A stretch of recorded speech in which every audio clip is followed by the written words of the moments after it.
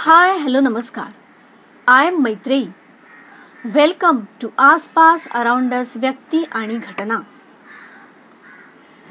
नंदनवन कॉलनीतला hall त्या दिवशी माणसांनी फुलून गेला होता. सनईचे मंगल सूर वाजत होते. 4-5 बिल्डिंग्स आणि 60-70 बिऱ्हाडं असणाऱ्या नंदनवन कॉलनीला त्या दिवशी 50 वर्ष पूर्ण झाली होती. म्हणून एका मोठ्या समारंभाचं आयोजन केलं होतं. कॉलनीत राहणाऱ्या आणि कॉलनी सोडून बाहेर राहायला गेलेल्या सगळ्या मुलाबाळांना, लेकी सुनांना आग्रहाचं निमंत्रण होतं. कॉलनीतलं सिनियर मोस्ट कपल म्हणजे काळे काका काकू त्या दिवशी सत्यनारायणाच्या पूजेला बसले होते. काळे काका वय वर्ष 91 आणि काळे काकू वय वर्ष 84, पण दोघंही एकदम फिट. काळे काकांना माणसांमध्ये मिसळण्याची फारशी आवड नव्हती. त्यांचा स्वभाव थोडासा हेकटच होता, पण वेळेच्या बाबतीत अगदी काटेकोर. सकाळी उठल्यापासून रात्री झोपेपर्यंत सगळे कार्यक्रम अगदी वेळच्या वेळी. त्यांची पूजेला बसायची तयारीच नव्हती, पण सुवर्ण महोत्सवी समारंभाच्या पूजेला तुम्हीच बसलं पाहिजे असा आग्रह सगळ्यांनी केला. तेव्हा पूजेनंतर जेवणाची पंगत बरोबर 12:30ला सुरू झाली पाहिजे अशा अटीवर ते पूजेला बसायला तयार झाले. आणि याच्या अगदी उलट म्हणजे काळे काकू. माणसांची प्रचंड आवड असणाऱ्या, सगळ्या कार्यक्रमांमध्ये उत्साहाने भाग घेणाऱ्या आणि सगळ्यांना तत्परतेने मदत करणाऱ्या. कॉलनीतल्या बायकांसाठी तर काळे काकू म्हणजे हेल्पलाईनच होत्या. कुणाचं तान्हं मूल बराच वेळ रडतंय, काळे काकूंना बोलावं ग. कोणाच्या मुलाचं किंवा मुलीचं लग्न ठरलं तर त्याची विधिवत तयारी काळे काकूंना विचारून करा. कोणी आजारी असेल, हॉस्पिटलमध्ये असेल तर त्या घरातल्या बाईला आधार द्यायला, मदत करायला काळे काकू सदैव तयार. नवीन लग्न झालेल्या लेकी सुनांना दुधाला विरजण कसं लावायचं इथपासून ते पुरणपोळी, गुलाबजाम सारख्या कठीण पदार्थांपर्यंत सगळं काही काळे काकू शिकवत. आणि ते सुद्धा अगदी मनापासून. नाहीतर काही बायका एखादा पदार्थ करण्यात एक्सपर्ट असतात, पण त्याची रेसिपी विचारली तर सांगत नाहीत. अगदी सोपं आहे ग, किंवा मग इतकी तयारी असते ना त्याची, मी तुला एकदा सावकाशीने सांगेन असं म्हणून त्या सांगायचं टाळतात. त्यांची मोनोपॉली जाईल ना, किंवा त्यांचं कौतुक कमी होईल अशी भीती त्यांना वाटत असते. काळे काकूंचं तसं नव्हतं. हातचं काहीही न राखता त्या शिकवत असत. कणाकणांनी दिलेला आनंद मनामनाने परत मिळतो असं त्यांचं तत्व होतं. काळे काकूंच्याच पुढाकाराने कॉलनीतल्या सगळ्या बायकांनी एक छान उपक्रम सुरू केला होता. प्रत्येक वर्षी जून महिन्यात त्या 50 गरीब गरजू विद्यार्थ्यांना शाळेचं सगळं साहित्य देत. स्कूल युनिफॉर्म, स्कूल बॅग, वह्या, पुस्तकं, अगदी सगळं. समारंभाच्या दिवशी सगळ्या बायका एकदम फॉर्मात होत्या.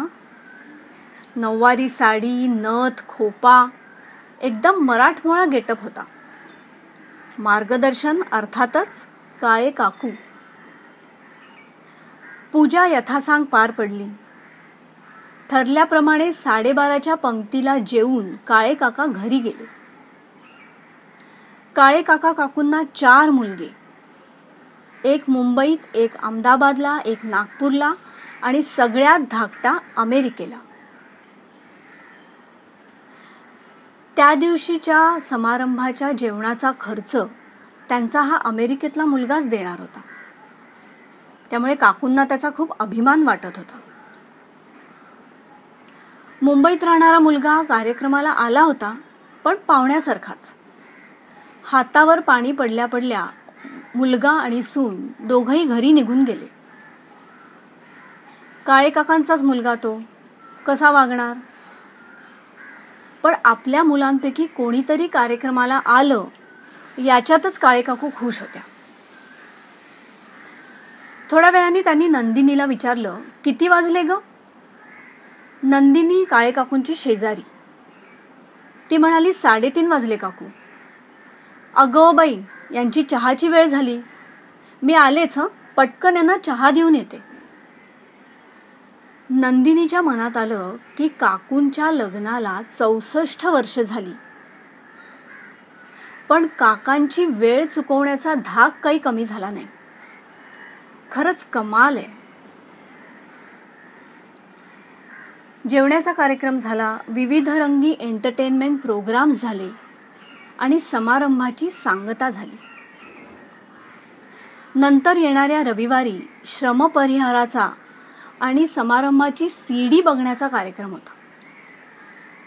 गरमागरम बटाटे वडे, वाफाळलेला चहा आणि जोडीला खुसखुशीत कॉमेंट्स. सगळ्यांनी नुसतं एन्जॉय केलं.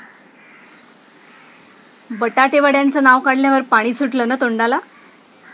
आणि नंदनवन कॉलनीतल्या लोकांचा हेवा पण वाटतोय ना. पण खरं श्रोते हो, असं वातावरण हल्ली क्वचितच पाहायला मिळतं. बऱ्याचशा सोसायटीजमध्ये तर माणसं येता जाता हाय हॅलो पुरतीच एकमेकांना भेटतात. भिंतीला भिंत लागून असलेले शेजारी, तुमच्याकडे पण लाईट गेलेत का हो?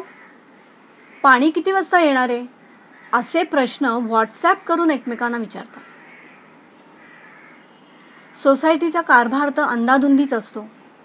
सोसायटीच्या मीटिंगला कोणी येतं, कोणी येत नाही. आणि जे येतात त्याच्यापैकी काही जणांना काहीतरी खुसपटं काढून भांडणं लावून देण्यातच इंटरेस्ट असतो. कामं तर कोणाला करायची नसतात. जे कोणी थोडे करणारे असतात त्यांना बाकीचे मागेच ओढत असतात.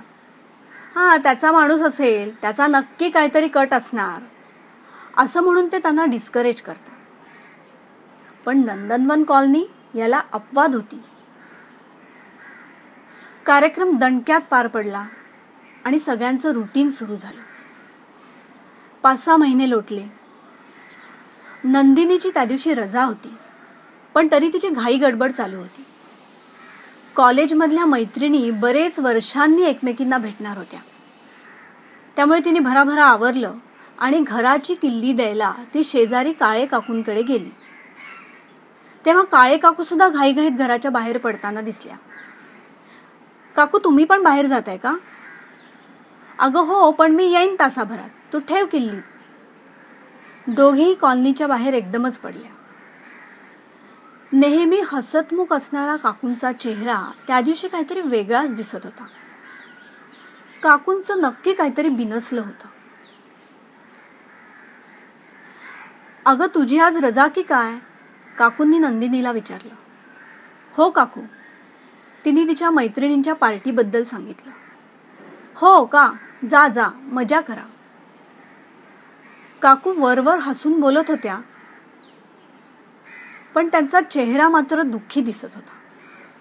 शेवटी न राहून नंदिनीने त्यांना विचारलं, काकू, तुमचा चेहरा आज असा का दिसतोय?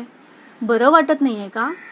डॉक्टरांकडे निघालायत का? काकांना बरं नाहीये? त्यांना काय धाड भरली आहे? काकू फटकन बोलल्या, पण त्यांच्या आवाजातला कंप नंदिनीला जाणवला. पण मग प्रॉब्लेम काय आहे? तुम्ही कुठे निघालायत? मी सोडू का तुम्हाला? नाही ग, इथे जवळच्या सोनाराकडेच जाते मी. सोनाराकडे? नंदिनीला काही कळलंच नाही. एकीकडे तर काकू काळजीत दिसत होत्या, दुःखी कष्टी दिसत होत्या, आणि अशा मनस्थितीत या सोनाराकडे का निघाल्यात? तुम्हाला पण प्रश्न पडला ना? पण या प्रश्नाचं उत्तर मी देणारे ते पुढच्या भागात. आता वेळ होतीये कार्यक्रमातून तुमचा निरोप घेण्याची. तुम्हाला हा कार्यक्रम आवडला असेल तर तुमच्या सोशल साईट्सवर या कार्यक्रमाची लिंक टाकायला विसरू नका. आणि तुम्हाला हा चॅनल आवडत असेल तर नक्की सबस्क्राईब करा. परत भेटूया आसपास अराउंड अस व्यक्ती आणि घटनाच्या पुढच्या भागात पुढच्या रविवारी. काळे काकू सोनाराकडे का गेले असतील? याचं उत्तर ऐका नेक्स्ट संडे. तोपर्यंत मैत्रीचा टाटा बाय बाय.